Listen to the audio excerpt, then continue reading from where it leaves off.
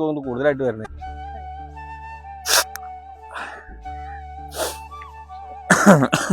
ജാഫറ, എന്തൊക്കെയായി കല്യാണത്തിന്റെ ഒക്കെ? എടാ ബാവാ ഒന്നും പറയണ്ട, ഞാൻ ആകെ ടെൻഷൻ അടിച്ച് നടക്കടാ. അതെന്താ ടെൻഷന്? അന്ന് നമ്മളെ 5 സെന്റ് വിറ്റതും ഉമ്മാന്റെ സ്വർണം വിറ്റതൊക്കെ കൂടായിട്ട് അന്ന് നമ്മളെ ബോസ് ഉണ്ടല്ലോ ആ ഹലാക്ക് കയറാൻ പറഞ്ഞു, ഓന്റെ ഇതിലിട്ടതാണ്. ഓൻ അതിപ്പോ കായ് ചോദിച്ചോ പറയാം എന്നോട് ഇപ്പൊ തരാൻ പറ്റൂല. എന്താ ഞാൻ കാട്ടുക? അന്ന് തന്നെ പറഞ്ഞല്ലോ എന്നോട് അവർക്ക് പൈസ കൊടുക്കണ്ടെന്നുള്ളത്. ഞങ്ങൾ എല്ലാരും പറഞ്ഞില്ലേ? എടാ ജാഫർ, അന്ന് ഞങ്ങൾ 100 വട്ടം എന്നോട് പറഞ്ഞല്ലേ ആ പൈസ ബോസിന്റെ കടയിൽ കൊണ്ടുപോയി കൊടുക്കണ്ടെന്ന്. അന്ന് ചെന്തേന്ന് ഞങ്ങൾ പറഞ്ഞപ്പോ പുല്ല് വില ഞങ്ങൾക്ക്. ഇപ്പൊ എന്തായി? എടാ നമുക്ക് എല്ലാവർക്കും കൂടെ എന്തെങ്കിലും ചെയ്തു തരാൻ പറ്റുമോ? നമ്മളെ ബോസിനോടൊന്ന് സംസാരിച്ചൊന്ന് വാങ്ങിച്ചു തരാൻ പറ്റുമോ? ഇതില്ലാതെ എനിക്ക് പെരി പോകാൻ പറ്റൂല. എന്തെങ്കിലും ചെയ്തു തരാൻ പറ്റുമോ? ഒരു കാര്യങ്ങളും ഞങ്ങളോട് പറഞ്ഞ എന്താ എന്നോട് അന്ന് ഞങ്ങൾ പറഞ്ഞത് അവരിത് പൈസ കൊണ്ട് കൊടുക്കണ്ടെന്ന് എന്നോട് അത്രയും പറഞ്ഞതല്ലേ. ഇന്നിച്ച് കൊണ്ടേ കൊടുത്തതല്ലേ, ഞാൻ അനുഭവിച്ചോ?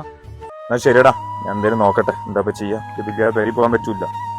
ബോസിന്റെ ടീമിന്റെ അടുത്ത് നിന്ന് കിട്ടാൻ കുറച്ച് പണി ഡൗട്ടാണ്. ഇങ്ങനെ ഒരു അവസ്ഥയിൽ നിങ്ങൾ അവൻ അങ്ങനെ പറഞ്ഞേക്കാൻ പാടില്ല.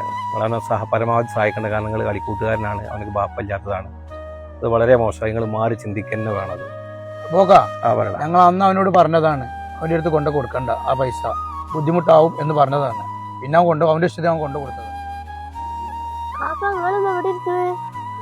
ഒന്നുമില്ലടാ, വെറുതെ എങ്ങനെ ഇരുന്നാ. താത്താന്റെ സ്വർണം പൈസ ഒക്കെ ചങ്ങായിമാര് വീട്ടിൽ കൊടുന്നു പോയി ചോദിച്ചിരുന്നു. ആയിക്കോട്ടെ ആയിക്കോട്ടെ, ഞാൻ അപ്പാണ്ട് വരട്ടാ. കുട്ടി പോയിക്കോളി, നോക്കി പോയിക്കോളിട്ടാ. അപ്പൊക്കാ സംഭവം അവൻ നമ്മൾ പറഞ്ഞ് കേൾക്കാതൊക്കെ ചെയ്തിട്ടുണ്ട്. പക്ഷെ അവനക്കൊരു പ്രശ്നം വരുമ്പോഴേ ഞങ്ങളല്ലാതെ പിന്നെ ആരാ അവന്റെ കൂടെ പക്ഷെ വന്നപ്പോ എന്റെ കൂട്ടുകാരനെയാണ് എന്നെ സഹായിക്കാണ്ടായത്.